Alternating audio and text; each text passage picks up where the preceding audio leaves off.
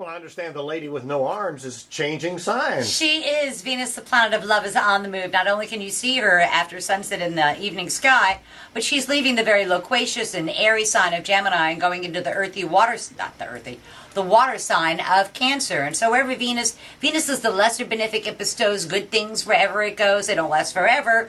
They last for about 4 weeks. But still, I'll take 4 weeks of a good time. Oh, yeah.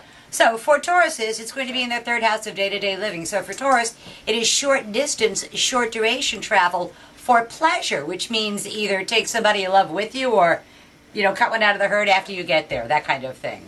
For Geminis, it is a great time for them because it's money falling out of the sky on them. It's from their earned income, from the fruits of their labor, but it's good economic times for Gemini for at least 4 weeks or so, which bodes well for the U.S.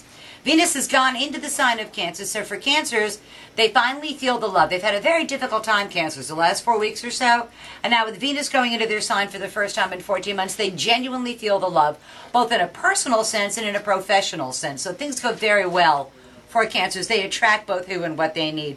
For Leos, it's a time to take a step back and just go, thank you for all I have gotten, and to really try and acclimate themselves to all of the changes that have gone on in their life that are good changes, that are positive changes they've been trying to bring back since August, but they need to just go, okay, I need to take a step back a little bit and regroup. So it's time for a little bit of a retreat. It's been amazing these last few weeks. Yeah, but also, just stressful as it could be, so it'll be a good time just to...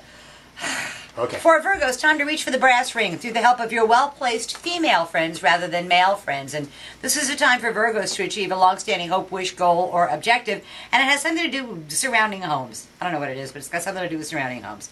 For Libra, 10th house of career and public standing. The bosses are liking what they are seeing, and there's not necessarily a huge raise to go along with it, but Libras get more responsibility and they get a better public image at work. They get more, and my thoughts is probably like an attaboy, a pat on the back, rather than here's some money in your pay pocket. For Scorpios, it's in the 9th house of the law. Legal matters, educational matters, all go very, very well for the Scorpio. And they may be taking a long distance, long duration travel type of a trip. Or either, if they're not taking it over the next 4 weeks or so, they'll certainly be planning it over the next 4 weeks or so. For Sagittarian, money literally falls out of the sky on them. They benefit from unearned income, and they do very, very well.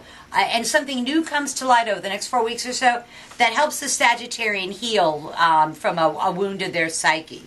For Capricorns, it's in their 7th house of partners, and partnerships go very, very well for a Capricorn. If there was any kind of tension in the partnership, Venus in the sign opposing their sign will pour oil to kind of calm down rough waters.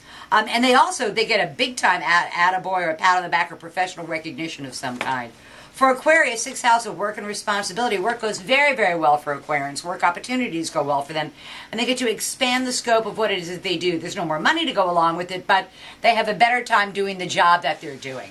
For Pisces, 5th house of love affairs, children, sports, amusements, pleasures, wonderfully creative time for Pisces, and a wonderfully fun time for Pisces, which a word is not normally in their vocabulary. They suffer more than any other sign.